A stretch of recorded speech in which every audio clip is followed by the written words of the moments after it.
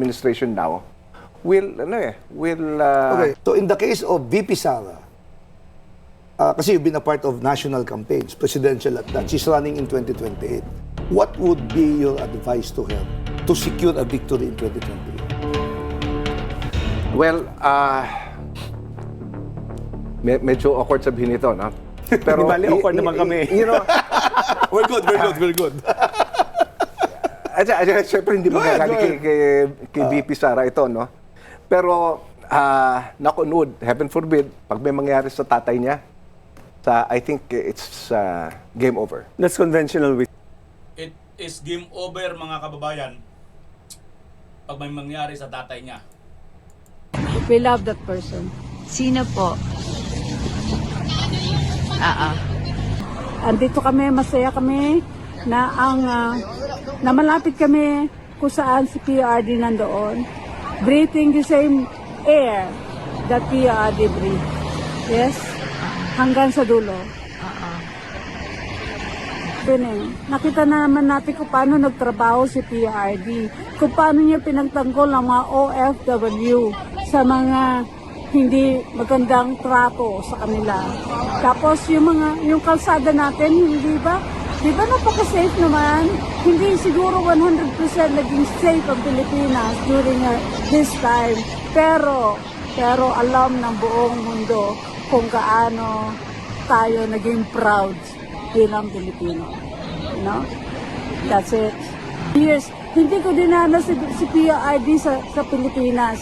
Hindi ko dinanas yung kanyang governance. Yeah? Pero nakita ko sa pamilya ko kung paano naging safe ang mga pamangkin ko sa kalsada. Marami kong babaeng pamangkin. Yes. Of course, sino ba naman hindi tatanggap sa kapalaran niya? 81 years old na siya. So, kahit ako, pag nag-70 ako, isipin ko baka bukas over and out, diba? So, it's okay. Ano lang siya, realistic lang siya. Hanggang kailan po niyo gagawin yung pagpunta dito? Hanggat nandito siya.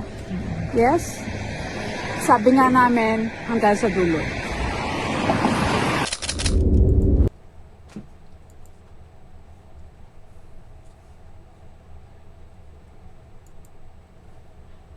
Hanggang sa dulo, mga kababayan. Yan po yung mga sigaw ng mga supporter ni Tatay Digong. At nang tinanong nga po ito, no, dito, kung ano bang magiging kinahatnan pag si VP Inday Sara tungkol dito sa kanyang pagtakbo. Sabi nito ay God forbid, no, may mangyaring masama kay Tatay Digong, game over na, mga kababayan. At yun po yung alam niyo, Di bali, awkward naman kami. You know, We're good. Siyempre hindi mo kagaling kay VP Sara ito, no?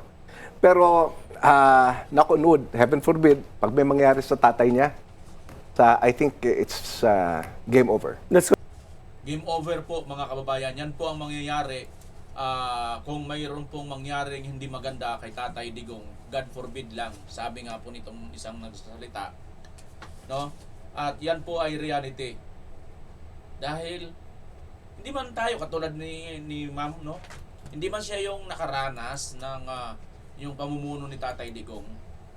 Pero alam niya yon, naramdaman niya yun sa pamamagitan ng kanyang mga pamangkin. Marami po ang mga nagawang mabuti ng kanyang mga pamangkin nung panahon ni Tatay Digong. Naging safe po ang kanyang mga pamangkin na mga babae, mga dalaga. While ngayon, sa panahon ngayon ito, at bago pa si Tatay Digong, ay talagang nakakatakot po, mga kababayan. So yan po kung bakit minahal ang isang Rodrigo Duterte, sapagkat hindi po siya nagpakitang tao lang, kundi naramdaman po natin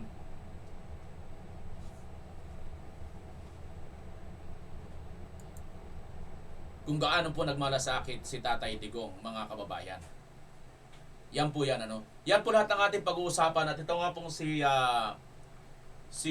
Conte at itong sino pa ito? Si Conte at saka si Butuyan ay hindi po tinanggap ng ICC, mga kababayan. Ako, yan po lahat ang pag-uusapan natin. Ngunit bago yan, ako po muna yung magpapasalamat.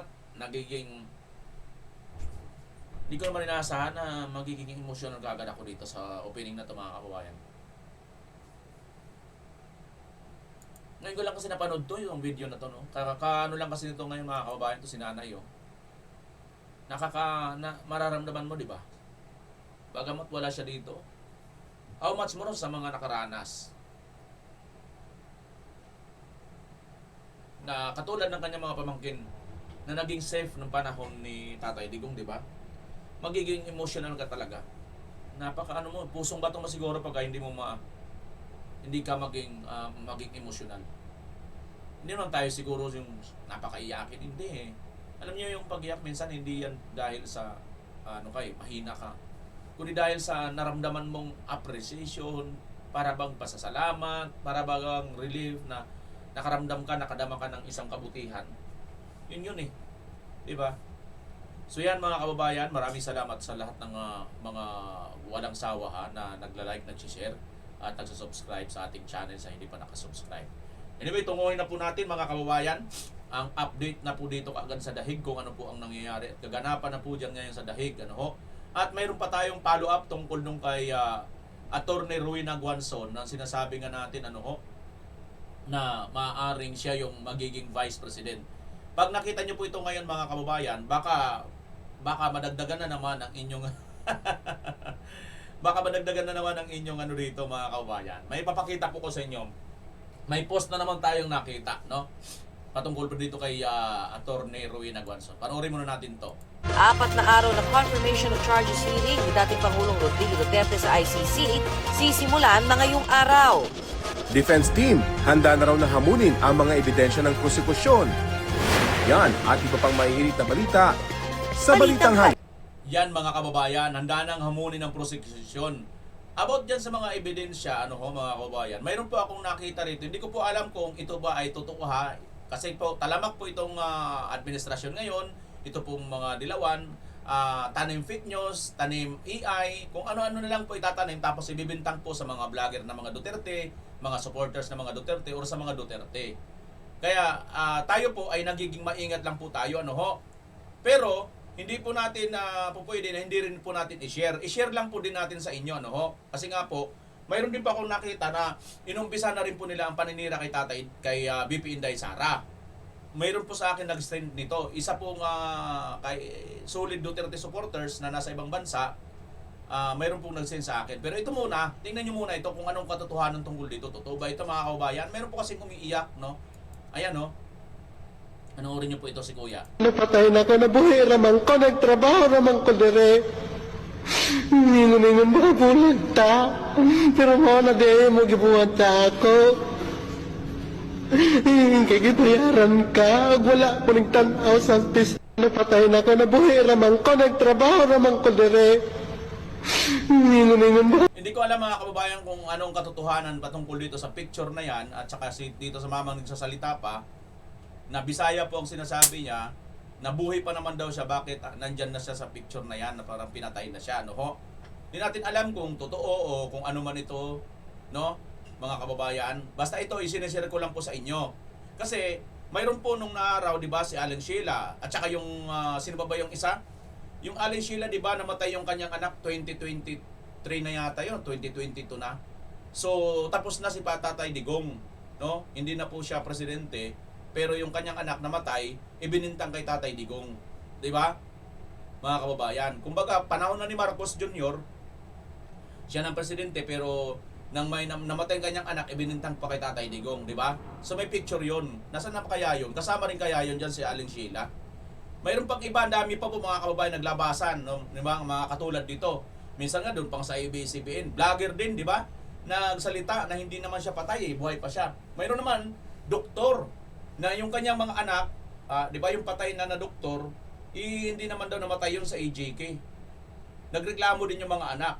Di ba? Ito talamak po kasi itong mga kababayan, itong mga dilawan, at saka itong mga pulahan. Itong mga kakampi ng mga, di ba? Itong nagsama-sama po sila kasi naging parehas na po ang kanilang mga pag-uugali. Naging na talaga sila, nag-unite talaga sila. Sila pala talagang totoo na unity team, Kasi sila yung magkalaban talaga eh. Sila yung magkaaway, kaya kailangan nila mag-unite. Dahil nga pag hindi sila mag-unite, hindi talaga sila mananalo sa mga Duterte. So same ng kanilang kilos, galaw, tanim ebidensya, tanim witness, tanim fake news, di ba? So ito, kung fake news ito, o di gawa-gawa din ito siguro nila mga kababayan para ibintang sa atin. Pero, one thing is for sure, mayroon pong mga ginawang ganito, di ba? Isa pa, ito pa mga kababayan. Ito siguro hindi na ito fake news. Ito po nakikita nyo po, Naomi Hattori. Hinihintay ko ang confirmation mo para matanggap ang 435,000 pesos na premyo pera kasi na-confirm ng team ko na hindi ka pa registered. Mag-register ngayon bago mag-expire ang inyong reward. Ang kaganapang ito ay 100% libre at hindi ka sisingilin ng anumang bayad. I-click ang link sa ibaba para magparehistro. Ito po mga kababayan, tingnan nyo po sa taso, Team Sara Duterte. Tingnan mo yung spelling niya, S-R-A-H. Wala namang H sa kay BP Sara, di ba? Tapos ganyan lang, D-R-T. Tingnan nyo, di ba? Tingnan nyo, D-R-T-T-E. Ito maliwanag ito mga kababayan na gawa-gawa po ito ng kabila, no? At nagkamali siya dahil yung kanyang sinindan nito, si Naomi Hattori na nasa Japan mga kababayan. Nasa Japan po ito. Kilala po natin ito, isa po itong masugid na supporter ng mga Duterte. Di ba? Mga kababayan, sumusuporta po ito si Ma'am Naomi Hattori nasa Japan. So, sininya po ito sa akin. Sabi ko wala pong ganito. Kaya maging aware po kayo, lalo na kayong mga Duterte supporters. Pag mayroon po kayong mga nakitang ganito, nakisyo daw, nanalo kayo ng ganito, please, wag po kayo, no? I-click ang link sa ibaba para magparehistro. Wag po kayo mag-click ng link. Kahit galing pa yan kay BP Inday, kahit kanino pa, kahit sa ng bangko pa. Please, utang na loob. Wag po kayong mag-click ng link. Huwag po kayo magkiklik ng link kasi yan na po yan. Mai-scam po kayo, mahahack po kayo, makukuha po ang inyong mga pera or ang inyong mga dokumento. Huwag po kayong magkiklik ng mga link na mga ganyan na hindi nyo po kilala. Okay? Yan lang po mga kababayan. Paalala ko po yan sa inyo. Nag-uumpisa na ngayon sila. Doble po ngayon ang ginagawa nitong mga tarantadong mga bayaran ng mga trolo. Kasi ito, makapang-scam na sila, if ever mayroon po ditong hindi po ganun hindi po nare-remind na ating mga kababayan o kaya OFW, biglang nag-click ng link, ayun na, tapos na. Mananakawan ka na, makakang account mo kung ano man ang maaaring makuha sa'yo na mga importanteng bagay. Kaya please lang, sa aking mga followers dito, kahit saan pa po yan, kahit sa mga bangko pa, kahit parang legit na legit, wag po kayo mag-click ng link. Okay? Sana maunawaan po niyo. Kaya pakishare po itong video natin mga kababayan para sa iba na rin po. Makatulong man lang tayo ng konti sa inyo, sa ating mga kababayan. Wag po kayo mag-click ng link. Please lang po. Nakikisuya ko sa inyo. Kilala ko po yan si Naomi Hattori. Kilala ko po yan mga kababayan. Sinend nyo po yan sa akin. Doble po ang ano ng mga trolls. Kasi pag nag-click ka dyan, makaka-scam sila.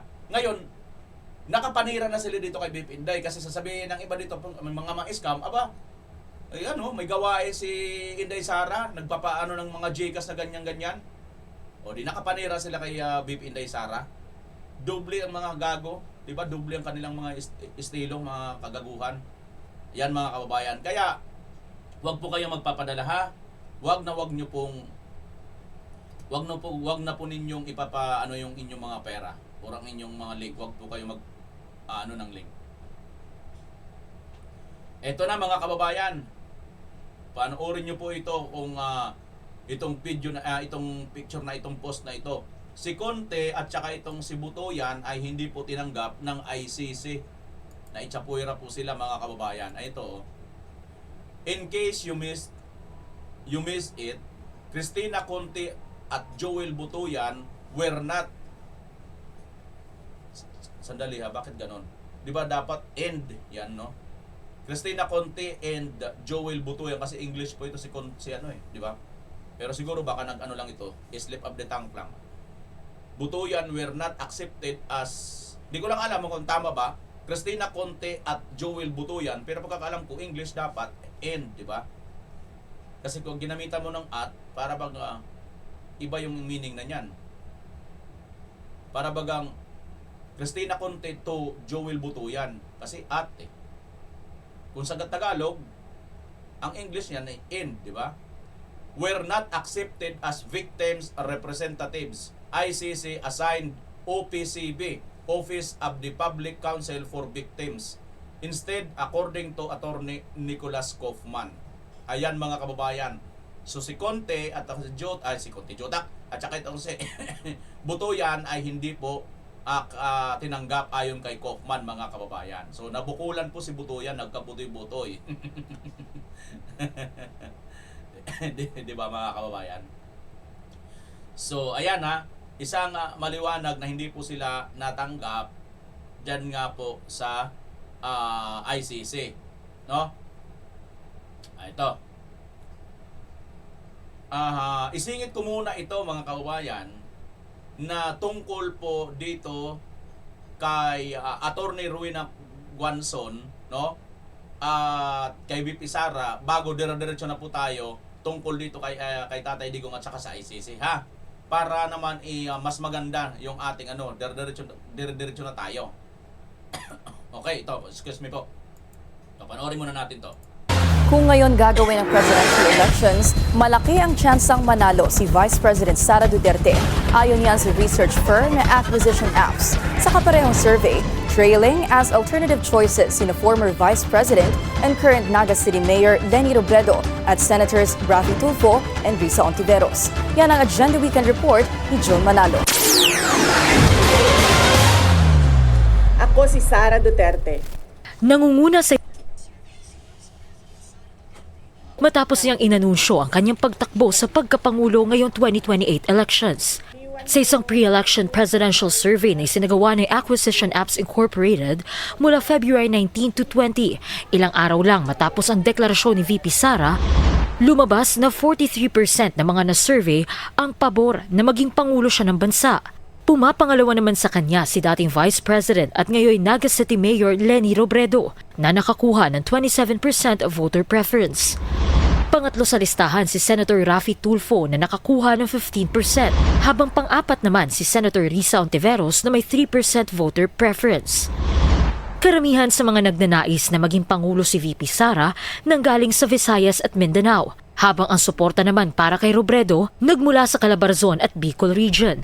NCR at Central Luzon naman ang naging hatak ni Tulfo. Ayon din sa parehong survey, sina Robredo at Tulfo ang second options ng primary voters ni VP Sara sa pagkapangulo. 1,200 participants ang nakilahok sa naturang survey, kung saan 12% ang mula NCR, 23% ang galing Northern Luzon, 22% ang taga Southern Luzon, 20% ang mula sa Visayas at 23% naman ang galing Mindanao. Sa ngayon ay wala pang malinaw na katandem si VP Sara sa 2028 elections. Pero kung si Attorney Clint Aranas na Secretary General ng Partido Demokratikong Reforma ang tatanungin, si Senator Rodante Marcoleta anya ang best running mate ni VP Sara. Marcoleta's a brilliant lawyer. I mean, he makes sense. He talks sense. He's very sensible, and to be honest, and very pragmatic. His pronouncements are good. We find we're comfortable with his announcements. He's very smart. Kaya balak daw nilang imbitahan sina VP Sara at Marcoleta na maging miyembro ng kanilang partido bilang pagpapakita ng kanilang suporta sa dalawa. Does the party have a plan to invite VP Sara formally to become a member? Yes, it's all in, because I think right now there are many parties who want to have her, no? And surely we are considering. Hindi naman lumalayo. We are, we are friends naman with the family. And like VP Sara, Senator Marcoleta is not a member of Partido Reforma. Yes. Do you plan and intend to invite him as well to become a member? Yes, we would like to invite him also. If not, we'll adopt him. Our position here naman is really we want stability in government. Because it affects the economy. Pero si Marcoleta, iwas muna sa issue at nais daw munang ituwid ang mga mali nito. Hindi rin daw muna anya pinag-iisipan ang pagtakbo sa 2028 national elections. Para sa Agenda Weekend, Ayan mga kababayan, kung si Senator Marcoleta daw tatanungin ay wala pa sa kanya yung pagtakbo ng Vice President. Actually mga kababayan, napakarami po talaga ang mga lumulutang na mga pangalan. Mayroon pa tayong nakita ng mga post na si Bam Aquino, Senator Bam, ay isa daw sa pinalulutang na maaaring maging Vice President ng mga kababayan. So, until na hindi pa tayo hindi pa mismo nire-reveal ni BP Inday Sara, ay maghula-hula muna tayo. Pero for now, aside from dyan, Senator Marcoleta ay given na talaga na maaaring siya nga ang maging Vice President. Ito po, mga kababayan, itong napaka-consistent, no? Si Atty. Rowena Guanzon. May nakita na naman po akong post na tila mukhang nararamdaman na po natin, mga kababayan, na papunta na po roon. Ito. Mayroon po ditong si Rotis Janice Tan Jose. Sabi dito niyang post niya, Atty. Guanzon, if Mayor Lini will decide to run for presidency, I'm just curious po, who will you support between here and VP Sara? As a solid Duterte supporter, I will respect your decision po. Excuse me. Yan po yung post ni Rotis Janice Tan Jose, mga kababayan. Ngayong post na yan ay umalingaw-ngaw po sa social media. Mayroon na pong 4,000 reacts, 4,500, no? At tingnan nyo po.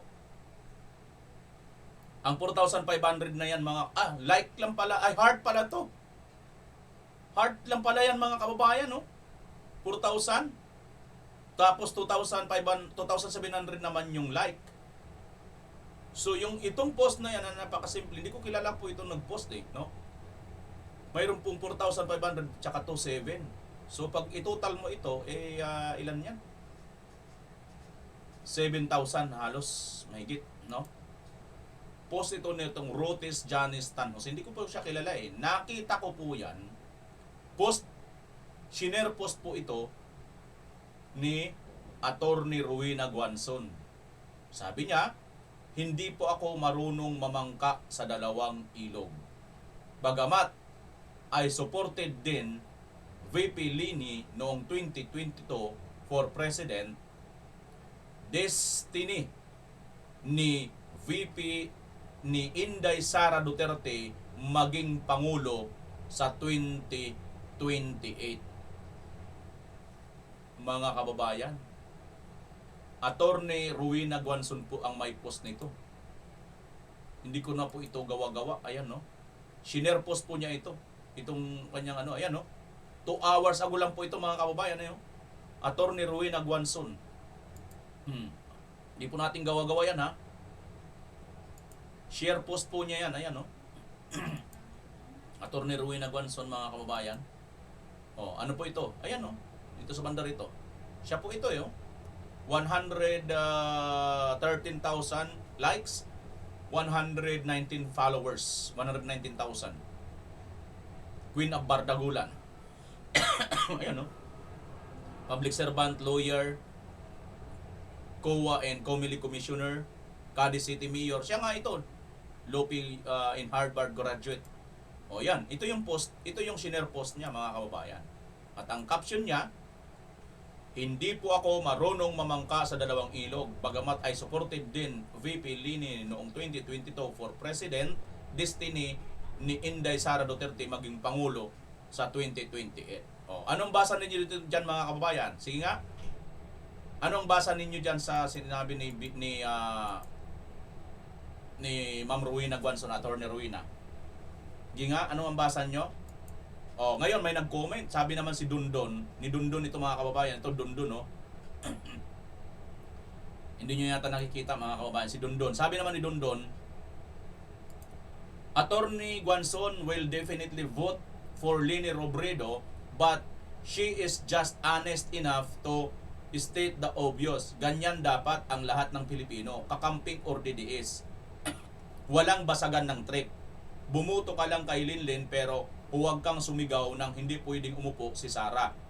Ayaw mo ng martial law, tapos galawan mo mismo diktador. Sinagot ito ni Atty. Rowena, mga kababayan. Ano mo sagot ni Atty. Rowena? Dondon, no. Kay Inday tayo sa 2028. Ayan, mga kababayan. si Attorney Rowena Guanzon na po mismo nagsabi, nope, kay Inday tayo sa 2028. Wala na, finish na si, si Robredo, mga kababayan. Iniwan na ni Attorney Rowena. Ayan, no? Oh, hindi ko po gawa-gawa yan. Ito, Facebook mismo nito ni Attorney Rowena, oh. Sagot niya rito sa kay Dundon, nope, kay Inday tayo sa 2028. Kasi nga, sinabihan siya ni Dundon na obvious si Attorney Rowena na kay Leni Robredo yan. Vote for Leni. Pero ang sagot ni Attorney Rowena, nope, kay Inday tayo sa 2028. Ano masasabi niyo, mga kababayan? Anong reaksyon ninyo dyan? Di ba? Anong katotohanan tungkol dyan? Yan ngayon, mga kababayan, ang pag-uusapan natin. Ibig sabihin, napakalaki po ng tsansa na ito malamang ang kukuning Vice President ni VP Sara Duterte para kanyang running mate. Kasi kung si Bam Aquino, pwede na rin dahil sinuportan din mo ito ng INC, di ba? For the sake na mukhang hindi naman po ito katulad nga po nung nung pagiging Aquino nito, pinsan buo ito ni Noynoy. Tsuhin niya yung napatay nung panahon ng Marcos Sr., di ba? Siguro naman, nandiyan pa sa kanya, nananalaytay pa sa kanyang dugo ngayon, yung pagiging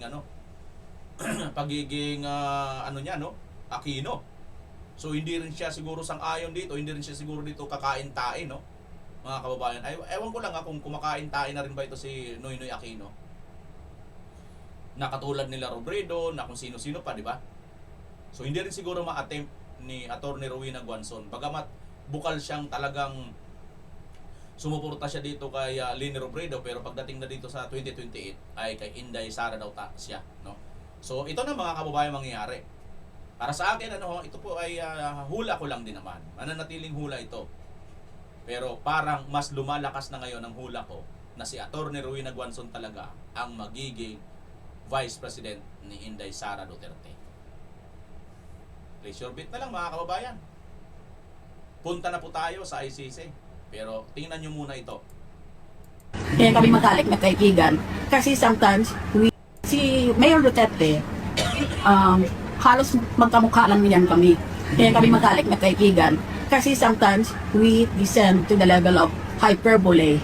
Ba't sumusobrahan mo ang sinasabi mo para mas epektibo, mas nakaka-catch attention ng nakikinig. Pero hindi naman literally true. Si Mayor Duterte, tama sinasabi ni Miriam, ako nararamdaman ko rin ganyan si Tatay Digong minsan, di ba? Pero hindi naman yan parang pambubula or kung ano man. Pero para lang ma-catch up yung atensyon. Parang katulad din dito sa amin sa vlogging, di ba? Pagka hindi ka po magaling sa ganon, wala kang views. Hindi mo makaka-catch up. Ang tawag nga nila dyan, clickbait. Ewan ko lang doon sa ibang mga tao, no? Na para bagang ibang mga vlogger, na para bagang ang dating parang minamasama nila pag nagki-clickbait. Hindi naman masama ang clickbait at all, kasi to catch an attention, which is actually, mga kababayan, pag isa kang vlogger, tuturuan ka pa nga ni YouTube na dapat yung ka-click talaga, yung clickbait talaga dapat ang mo. Kasi sinong gaganahan sa'yo kung wala namang katurya-turya yung thumbnails mo, yung title mo, di ba? So, walang ma-attract ng atensyon. So, para ma-attract mo, kailangan maganda yung ka-clickbait talaga. Ewan ko lang dun sa iba kasi parang masama sa kanila yung clickbait. Parang hindi rin naman nila ginagawa. Di ba? So, ito, mga kababayan. Ito. Bukod dyan, ito na yon, no? Si Tatay Digong, ganun daw sila. Parang similar sila dito ni dating Senador pangalan nito? Si Miriam Santiago. Now, bakit ko ba ito sinite, mga kababayan? Kasi po si Miriam Santiago, isa po siya sa kauna-unahan na naging ICC or International Judge. At ano ba ang sinasabi ng isang dating ICC International Judge? Panoorin natin, mga kababayan. Kasi nga, naharap si Tatay Digong ngayon dyan sa ICC.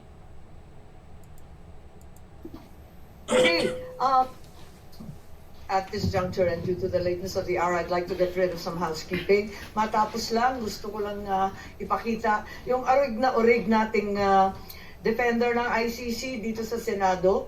Balikan lang natin ang dating Senadora Miriam Defensor Santiago po.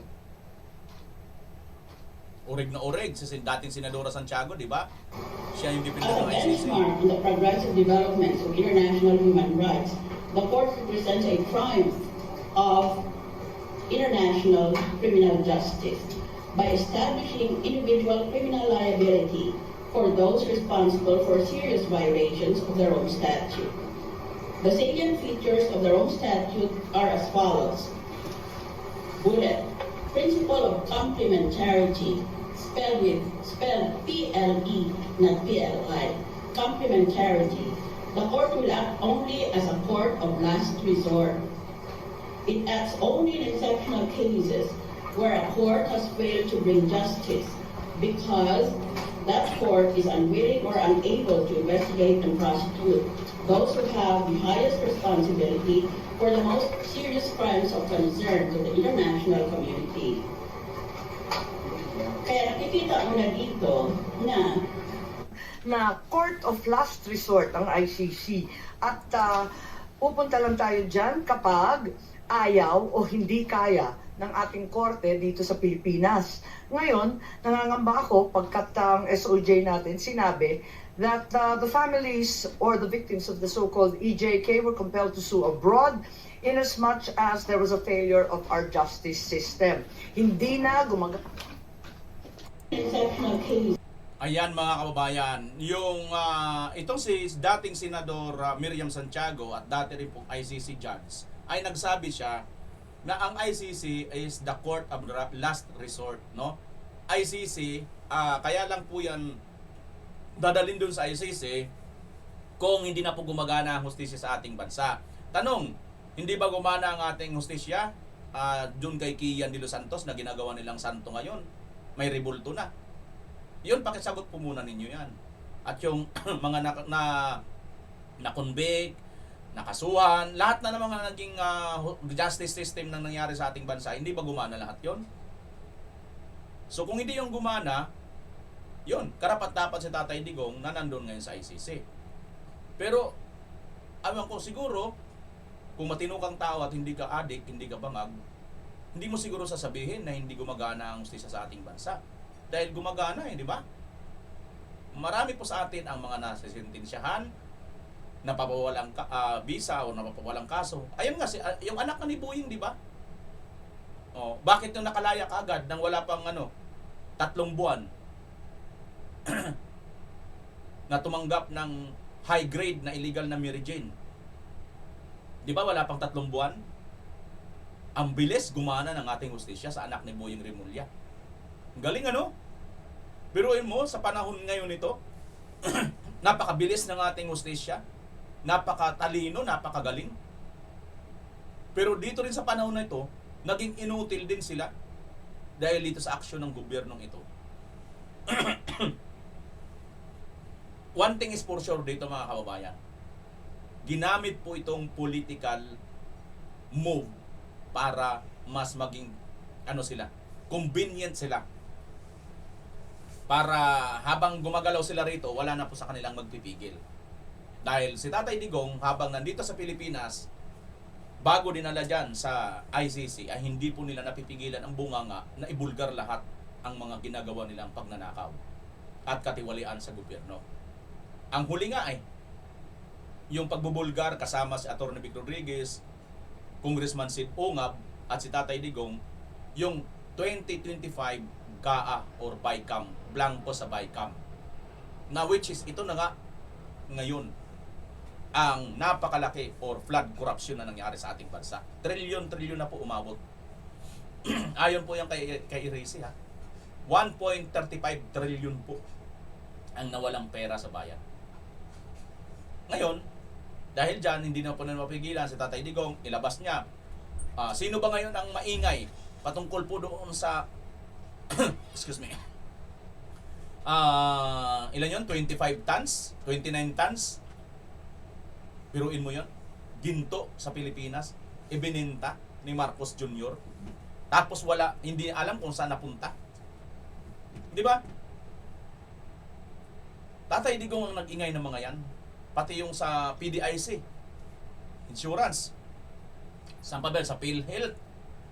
Napakaraming mga nawawalang pera na si Tatay Digong ang dahilan kung bakit umingay itong mga ito. Kaya ang ginawa nila, para matahimik si Tatay Digong at wala nang mag-iingay na katulad ni Tatay Digong, ano mangyari? Dalhin na lang natin sa ICC para convenient na natin dito pag nakawan ng bansang Pilipinas. Di ba? Di ba ganun ang nangyayari, mga kababayan? At ang isa pang reality, sinong nakukulong ngayon? Yung mga nakukulong, yung mga maliliit, pero yung mga malalaki, ayun. Si Romualdez, kung todo tanggi pa rin. Pero siya na ang tinuturo ni Gutesa, Saldico. Sino ba bang nagturo sa kanya? Diskaya. Pero yung mga nagturo sa kanya, yun ngayon ang mga nakakulong. Galing talaga ng itong administrasyon na ito. Napakahusay talaga. Napakahusay sa pagnanakaw. Yan po ang administrasyong Marcos. Mula noon hanggang ngayon. Marcos, magnanakaw talaga ang tatak.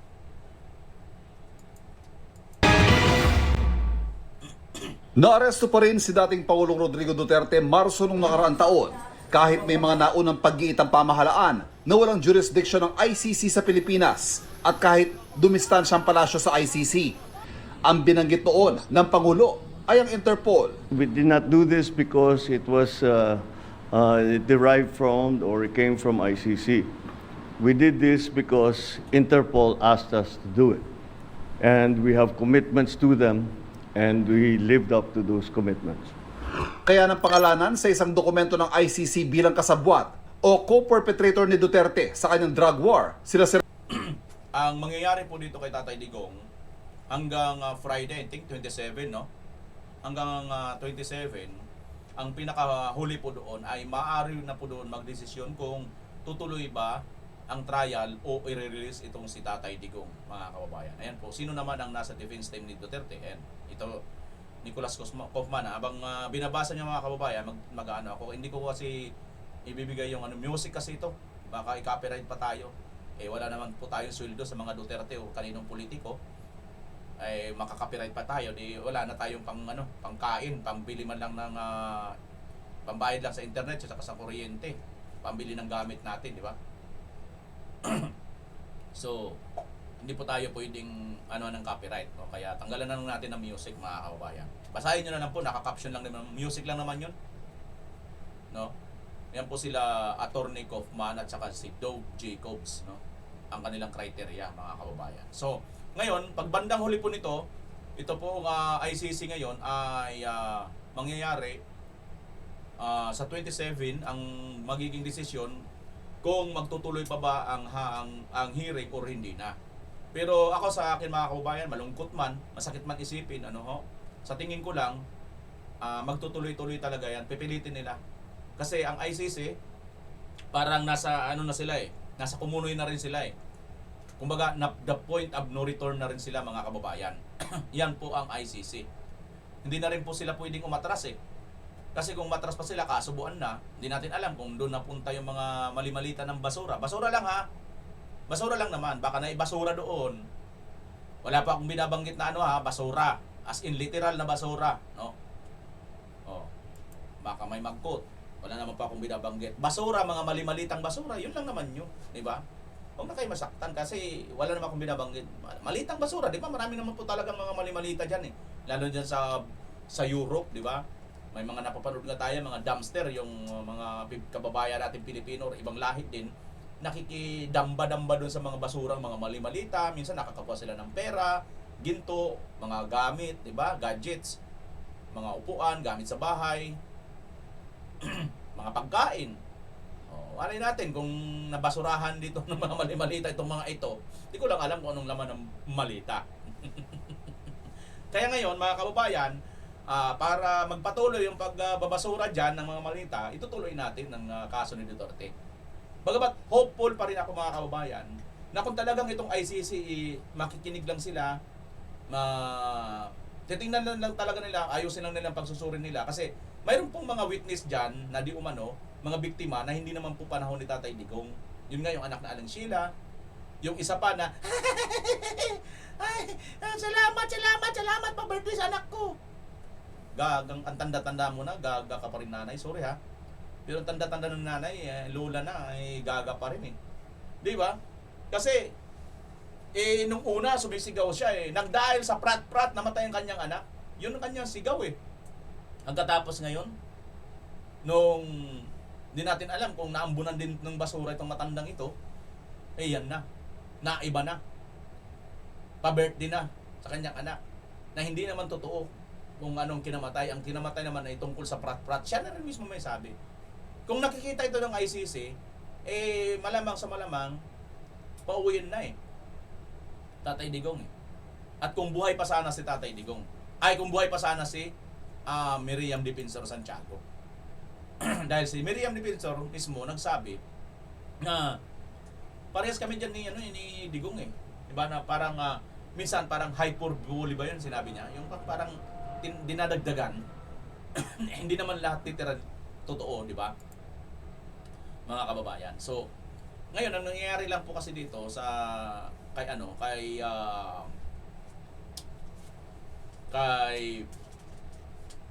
Tatay Digong ngayon at saka sa ICC, pipilitin na lang po ng ICC yan. For survival na rin sila kasi wala na rin po silang kaso dyan Wala na po silang silbi, wala na magbibigay sa kanila ng ayuda dyan. Dito sa Pilipinas, hindi natin alam kung mali-malitang basura ang ipadala sa kanila dyan, di ba? Kasi nakakapagtaka rin Nakakapagtataka rin mga kababayan. Yung mga pera at saka yung eroplano na nagdala kay Tatay Digong, wala pang umaamin kung sino yun Sa ngayon, siguro, pagpalagay na natin ang mismong si Marcos kasi inamin na Anticler na sila talaga ang nag-cooperate talaga sila So ibig sabihin, alam nga naman lilipad ang eroplano ng kalaban. Siyempre kanila yun, yung eroplano na yun, di ba? Mga kababayan. So abang-abangan natin kung ano bang mangyayari dito mga kababayan sa confirmation ng hearing or magtutuloy ba ang hearing or makakauwi na si Tatay Digong, i-release na ng ICC. Kung may matino pa na justice system ang ICC. Pero I doubt, but hopeful pa rin ako na sana magliwanag pa rin.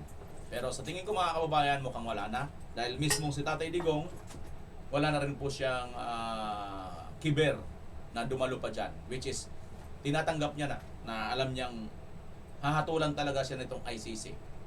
Pero ang masaklap lang dito mga kababayan, ay huwag niyong abangan, huwag niyong intayin na mangyari itong sinasabi ni Sir. Panoorin ninyo. Medyo awkward sabihin ito, no? Pero Bali, awkward naman kami. We're good. Siyempre hindi magagaling kay VP Sara ito, no? Pero, nakunod, heaven forbid, pag may mangyari sa tatay niya, I think it's game over. Yan. Pag may mangyari sa tatay niya, game over na po. Game over na po mga kababayan. Out, diba? So, it's okay. Ano lang siya, realistic lang siya. Hanggang kailan po niyo gagawin yung pagpunta dito? Hanggat nandito siya. Yes? Sabi nga namin, hanggang sa dulo. Hanggang sa dulo. Hanggang sa dulo. Yes? Sabi nga namin, hanggang sa dulo. Hanggang sa dulo na suporta tayo kay Tatay Digong. Kasama nyo kami. At kasama rin ang ating mga viewers at followers dito sa PMR channel. Kayo ba kabayan? Hanggang sa dulo rin kayo susuporta dito kay Tatay Digong. Ako, mula nang nagsuporta ako kasi palibasa, organic po tayong sumusuporta, kusa rin po tayo talaga. Bibitaw lang naman po tayo sa ating suporta kung iba na po ang kanyang ginagawa. Na hindi na po alinsunod doon sa kanyang ginagawa na dati natin na sinusuportahan. Pero as long as patuloy ang prinsipyo niya, patuloy pa rin po ang ating organic prinsipyo support dito sa mga Duterte. So far ngayon, si Tatay Digong at si VP Inday Sara Duterte, sila lang naman ang nakikitaan natin na totoo, may tunay na matapang at malasakit. Para kanino? Para sa sambayan ng Pilipino. Especially sa mga katulad natin na mga mahihirap at walang kakayahan. At kinakaya-kaya lang ng mga oligarko, mga mayayaman na mga politiko, magnanakaw ng mga politiko. Hindi natin kayang ipagtanggol ang ating mga kapakanan, ang ating mga karapatan, kundi ang mga Duterte lamang ang may kakayahan para tayong lahat na mga maliliit, mahihina, ipagtanggol ng isang malakas na agila ng Davao. Kaya mga kababayan, tuloy-tuloy na ito. Huwag na tayong bibitaw. Ako, hula ko talaga, parang lumalakas na si Attorney Rowena Guanzon, ang isa sa may karapat-dapat. Ito lang ha, hindi ko sa inaano kay Attorney Marcolita. Si Attorney Marcolita, given na po yan. Wala rin pong problema sa Attorney Marcolita eh. Tumakbo siyang Vice President or hindi siya tumakbo ng Vice President, senador pa rin siya. Ang kagandahan lang nito mga kababayan, si Senator Marcolita, mayroon siyang kumbaga extra extra ano, di ba? Extrang lakas. Kasi nga winner take all siya. Nothing to lose, everything to gain. Pag nanalo siya, Vice President siya. Pag natalo siya, senador pa rin siya. Kaya nothing to lose, everything to win. What if mga kababayan? At saka kunin man ito ha, ano ko lang sa inyo mga kababayan, kunin man ni BP Inday si Senator Marcolita ang Vice President or hindi, support pa rin naman siguro ang INC kay BP Inday Sara. Ito hula ko lang ha, support pa rin naman eh. Support pa rin sa tingin ko. Kasi andyan naman, magkaalyado pa naman si BP Inday Sara at si Marcolita eh. Diba? So, kahit hindi siya kunin, at sinabi na rin ni Senator Marcolita, wala pa siyang plano. Mag-i-stay muna siya dyan. At napaka-good din yan, no? Para mas lalo siyang ano. Well, ganito mangyayari. Siya na ngayon ang magiging Senate President pagka si VP Inday ang presidente na. Di ba mas maganda? Mayroon na tayong Senate President na hindi graduate ng School Bukol University. Oh, gusto nyo ba yon? Mas maganda, di ba? Eh, ito naman si Atty. Rowena Guanzon, mga kababayan. Sa tingin ko, may hatak po ito. Malamiriam ang datingan po ni Atty. Rowena Guanzon. At ang isa sa hahangaan ko dito at hinangaan ko, yung prinsipyo niya. Bagamat, sinuportahan niya si Lini noon. Hindi pa ako may sabi ha, siya mismo may sabi. Pero sa 2028, sabi niya, ayan no, sa 2028, Inday Sara tayo. Ayan. Atty. Rowena Guanzon, Inday tayo sa 2028. 2 hours ago po itong post na ito mga kababayan. Balikan nyo na lang po. Hanapin nyo po ito. Atty. Rowena Guanzon. Inday po tayo mga kababayan. Ano man ito sabi nito? How can I support a president kung mas alam kong mas matalino ako? Agoy. Naglaro ka na naman ng tali-talinuhan be. Sabi ni Atty. Rowena Guanzon dito kay kay Noo. kay mukha na tinubuan, noo na tinubuan ng mukha. Yan po mga kababayan. Naglaro ka na naman ng tali-talinuhan be, sabi ni Atty. Rowena Guanzon dito. Ayan po mga kababayan ang ating nareaksyon. Sa tingin ninyo, si Tatay Digong, anong nararamdaman nyo? Pakisulat nyo naman, pakicomment nyo naman sa baba. Kung nararamdaman nyo ba sa darating na February 27, makakauwi na si Tatay Digong or si Tatay Digong ay mananatiling hahawakan ng ICC. At sino pa rin sa inyo sa tingin ninyo ang search for Vice President VP Inday Sara? Huwag na po kayo mahiya, i-comment nyo po dyan sa baba. Siyempre mga kababayan, maraming salamat sa pagkarating hanggang dito sa dulo ng video. As always, Pilipinas. Bye-bye!